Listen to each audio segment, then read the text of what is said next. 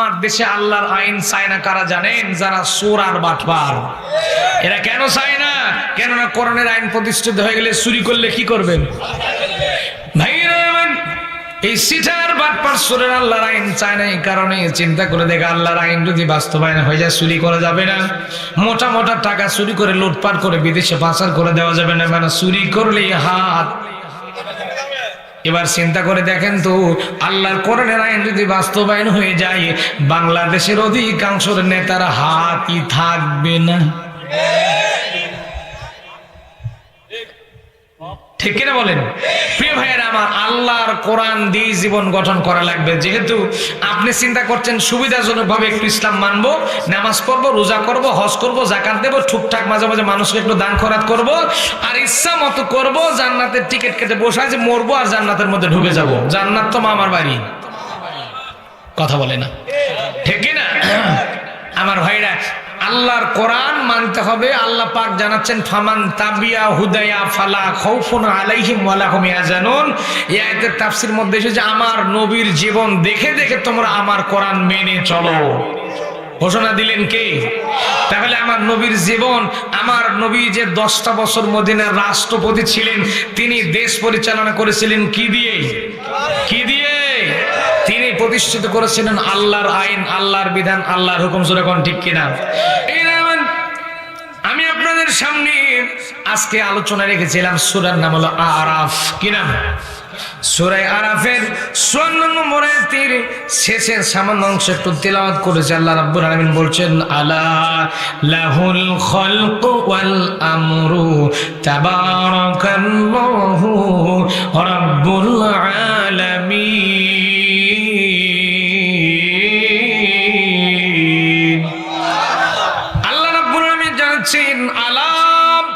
দেখেন, আলা যখন কোন শব্দের সামনে আসে খুব ভালো করে লক্ষ্য করবে। সাবধান, আল্লাহ বলছেন সাবধান।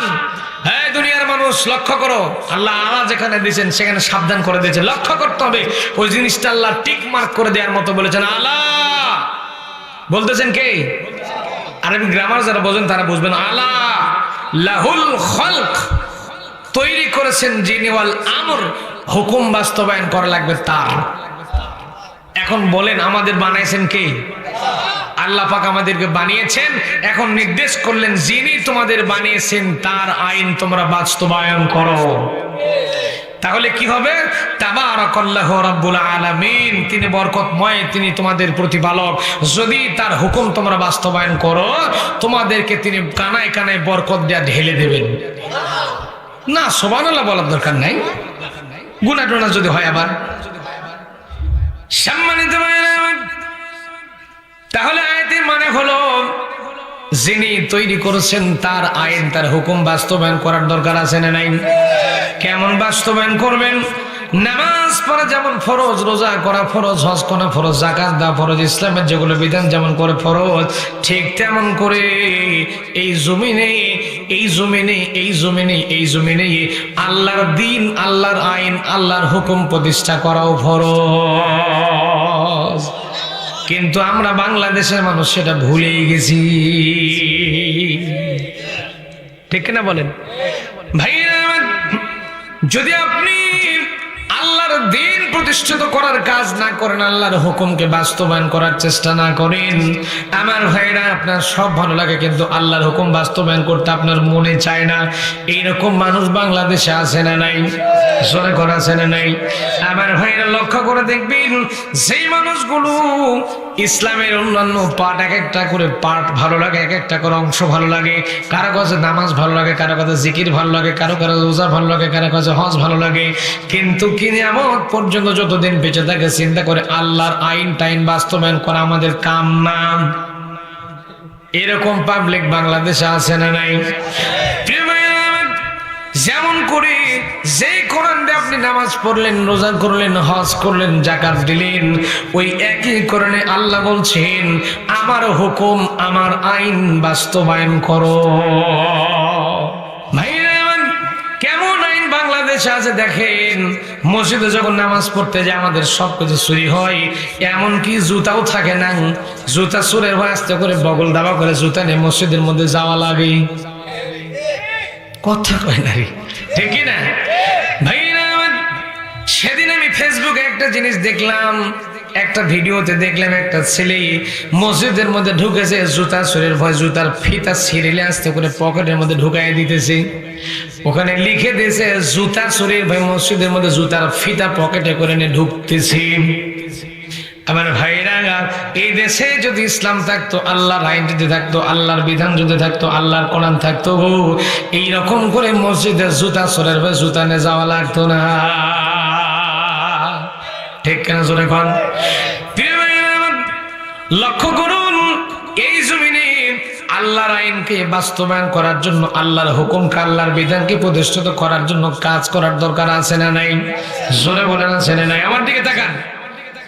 আল্লাহর জমিনে আল্লাহর দিন, আল্লাহর হুকুম প্রতিষ্ঠিত করার কাজ আপনাকে আমাকে করাই লাগবে রে ভাইয়েরা আমার। কেননা লক্ষ্য করে দেখুন, এই কোরআন দেয়া কিন্তু আমরা নামাজ পড়ে, কোরআন দিয়ে হজ করে, কোরআন দিয়ে যাকাত দেই, কিন্তু কোরআনের সমাজ বাস্তবায়ন করার কাজে আমরা নাই। ও নামাজি, কোরআন দিয়ে নামাজ পড়ো, সমাজ কেন গড়ো না, সমাজ কেন গড়ো না? যেই কোরআন দিয়ে আপনি নামাজ পড়লেন, রোজা করলেন, হজ করলেন, যাকাত দিলেন, ওই একই কোরআন আল্লাহ বলেছেন একই কোরআনের সমাজ আপনাকে বাস্তবায়ন করাই লাগবে। রাজি আছেন না নাই? কোরআনের সমাজ বাস্তবায়ন করার জন্য জীবনে অনেক দুঃখ দুর্দশা, অনেক কষ্ট যন্ত্রণা আসতে পারে, তারপর টিকে থাকার দরকার আছে না নাই? জোরে বলেন আছে না নাই? কথা কি বোঝা যায়? প্রিয় ভাইয়েরা, আমার আজকের আলোচনার টপিক হলো আল্লাহর আইন এই জমিনের মধ্যে প্রতিষ্ঠিত করাই লাগবে। কেন করবেন?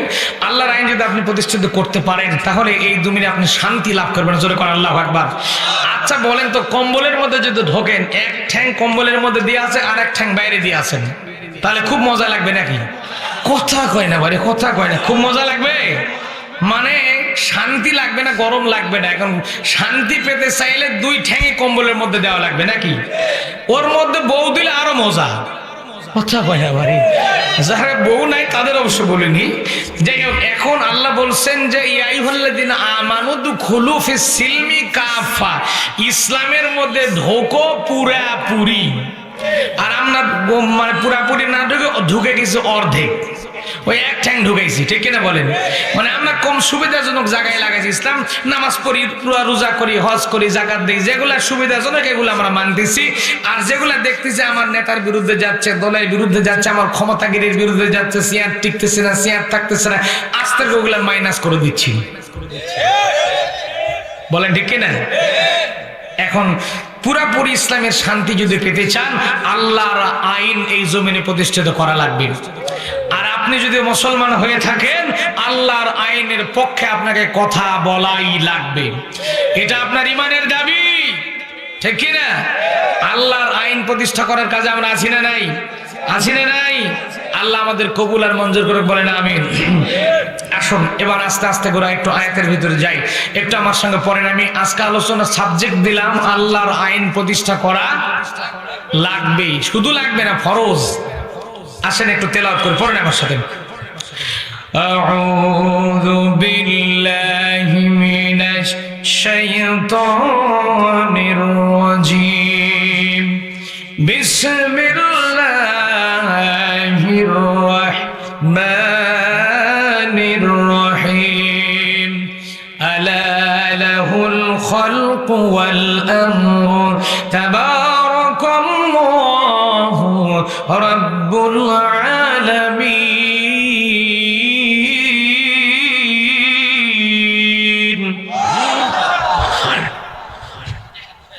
সাদাকাল্লাহুল আযীম।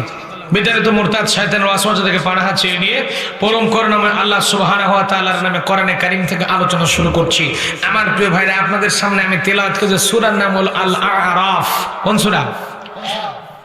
আরাফ মানে হলো পরিচিতি হওয়া, মানে পরিচয় হওয়ার জায়গার স্থানের নাম হলো আরাফ।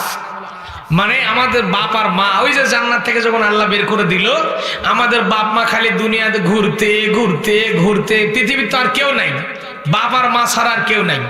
আমাদের বাপ মা খালি ঘুরতে যায়, ঘুরতে ঘুরতে ঘুরতে। এখন বউ না থাকলে কি মনের মধ্যে আনন্দ থাকে? বউ যখন বাপের বাড়ির যায় ঠান্ডার দিন দেখেন, বউ না থাকলে কিন্তু মনের মধ্যে শান্তি, কথা কয় না বাড়ি, হ্যাঁ শান্তি থাকে। এখন আমাদের বাপ আদম শফিউল্লাহর বউ নাই, চিন্তা করেন এখন মনের মধ্যে দুঃখ না শান্তি? দুঃখের মধ্যে আছেন। আমাদের বাপ খালি ঘুরতে ঘুরতে ঘুরতে ঘুরতে গোটা দুনিয়া ঘুরতেছে না, মায়ের আমাদের আম্মাজান হাওয়ার সাথে কোনো খবর নাই। দোয়া করতে করতে রব্বানা জালামনা, এই যে আমরা রব্বানা জালামনা হাত তুলে দোয়া করেন, এই দোয়া তো আমার বাপের দোয়া। কার দোয়া? আমার বাপ সে কাসেম মৌলভীর দোয়া না, কিন্তু আমার বাপ আদম আলাইহিস সালামের দোয়া। কার দোয়া? আমার বাপ দোয়া করতেন রব্বানা যালামনা আনফুসানা ওয়া ইল্লাম তাগফির লানা ওয়া তারহামনা লানা কুনান্না মিনাল খাসিরিন। আল্লাহ রব্বানা যালামনা, নিজের দিকে বলতে যে আমি জুলুম করছি আল্লাহ। আমরা তো নামাজ পড়ে হাত তুলে বলি রব্বানা যালামনা, দোয়ার মানে জানি আমরা, কথা কয় না বাড়ি। ইসলাম জানতে গেলে একটু একটু বিষয়গুলো বোঝার চেষ্টা করবেন ইনশাআল্লাহ। আমার বাপ দোয়া করতে করতে এক সময় কবুল হয়ে গেল। আরাফাতের ময়দান হাজিরা যেখানে হজ করতে যায়, ওই জায়গায় ঘুরতে ঘুরতে আমার বাপ ক্ষুধা ক্লান্ত পরিশ্রান্ত, আম্মাজান হাওয়া আলাইহিস সালাম শুয়েছিলেন, দেখতেছেন একটা মানুষ চেনা যায়। কাছে যাওয়ার পরে দেখতে এই তো আমার বউ। সুবহানাল্লাহ। কালকে সকাল 10টায় আমার ভাইরা, আমাদের মা হাওয়া আলাইহিস সালামকে পৃথিবীতে সবচাইতে শ্রেষ্ঠ সুন্দরী করে আল্লাহ দুনিয়াতে তৈরি করেছিলেন। মক্কায় যারা যাবেন, জেদ্দার ঘাটের পাশে আমাদের আম্মা হাওয়া আলাইহিস সালামের রওজা শরীফ ওখানে আছে, সুবহানাল্লাহ পড়েন। তার চাইতে সুন্দরী কোনো মহিলা আল্লাহ পৃথিবীতে আর তৈরি করেননি। আমাদের মাকে যত সৌন্দর্য আল্লাহ দান করেছিলেন, আমাদের মাকে পাওয়ার জায়গার নাম হলো সূরা আরাফ। এই সূরা আরাফের মধ্যে আদম আর হাওয়া আলাইহিস সালাম সংক্রান্ত অনেক ঘটনা আছে। এই জন্য করে আল্লাহ এত পছন্দ করেছেন, জন্য করে সূরার নাম দিয়েছেন আরাফ। কি নাম? আমরা কিয়ামতের ময়দান যেদিন হবে, আমাদের মা হাওয়া আলাইহিস সালাম আর আমাদের বাপ আদম আলাইহিস সালামকে আল্লাহ যেখানে বিয়ে পড়ায় দিয়েছিলেন হাসরের ময়দান, সেই জায়গাটার নাম হলো আরাফাতের ময়দান। সেখানে আমরা সবাই উত্তোলন হবো, জোরে কোন আল্লাহু আকবার। সম্মানিত ভাইরা, লক্ষ্য করুন তাফসীরে নুরুল কোরআনের ভিতরে এসেছে, গোটা কোরআনে কারীমের ভিতরে 114টা সূরা আছে। কয়টা? গোটা কোরআনে কারীমের ভিতরে 114টা সূরা আল্লাহ নাযিল করে দিয়েছেন। টোটাল তার মধ্যে 112টা সূরার মধ্যে প্রত্যেকটা সূরার নামকরণ লিখে দেওয়া আছে। এই কারণে এই সূরার এই নাম অথবা ওই শব্দটা সূরার মধ্যে আছে, এই জন্য সূরার নামকরণ আল্লাহ করে দিয়েছেন অনেক বিস্তারিত ঘটনা। যেমন ধরেন সূরা ফিল, আলাম তারা কাইফা ফাআলা রাব্বুকা বিআসহাবিল ফিল, আছে না নাই? সূরা কুরাইশ, লিলা ফি কুরাইশ, কুরাইশ আছে না নাই? সূরা মাউন ধরা রাইতাল্লাযী কাযযাবু বিদ্দিন ফাযালিকাল্লাযী ইয়াদউল ইয়াতীম ওয়া ইয়াহুদ্দু আলা তা'আমিল মিসকিন ফাওয়াইলুল লিল মুসাল্লিন আল্লাযীনা হুম আন সালাতিহিম সাহুন। তারপরে কিন্তু আছে মাউন। তারপরে সূরা কাউসার ধরেন ইন্না আ'তাইনাকাল কাউসার ফাসাল্লি লিরাব্বিকা ওয়ান। এইরকম করে 112টা সূরার মধ্যে ওই সূরার নামকরণ কিংবা কোনো শব্দ সূরার মধ্যে আছে বলি আল্লাহ সূরাগুলোর নামকরণ রেখে দিয়েছেন। কিন্তু শুধুমাত্র একমাত্র সূরা ফাতিহা এবং সূরা ইখলাসের মধ্যে কোনো শব্দ রাখেননি। এটার নিগুড় তথ্য আছে, এই সম্পর্কে ওয়াজ করতে গেলে আমার আজকের ওয়াজ শেষ হয়ে যাবে। এই জন্য সেদিকে যেমন একটু মনে রাখেন, 112টা সূরার মধ্যে সূরার নামকরণের বিষয়বস্তু আল্লাহ উল্লেখ করেছেন, যেরকম সুবহানাল্লাহ।